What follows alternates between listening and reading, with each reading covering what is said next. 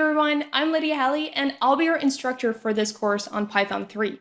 Throughout the course, we'll cover everything you need to know to build a strong foundation in Python programming. We'll start with the basics, where you'll learn about Python syntax, variables, data types, and how to work with numbers and strings. You'll understand how to make decisions in Python using conditional statements like if, else, and elif. We'll explore logical operators to build robust decision-making structures. Then we'll dive into loops, logic and bit operations, lists, tuples, and dictionaries. You'll learn how to create functions, reuse code, and enhance code modularity. By the end of this course, you'll have a solid understanding of Python and be able to apply it to various programming tasks. Throughout the journey, we'll provide hands-on exercises and projects to reinforce your learning.